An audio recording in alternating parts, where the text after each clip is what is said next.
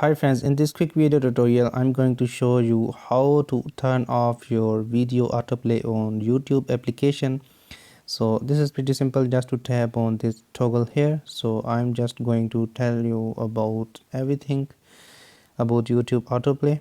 Just want to tap on YouTube application.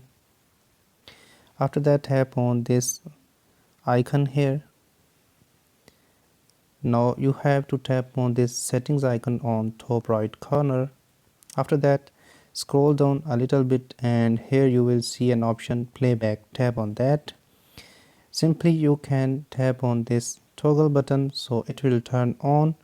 Now you can autoplay your videos on YouTube. If you turn this off, your autoplay videos of YouTube automatically turn off from here.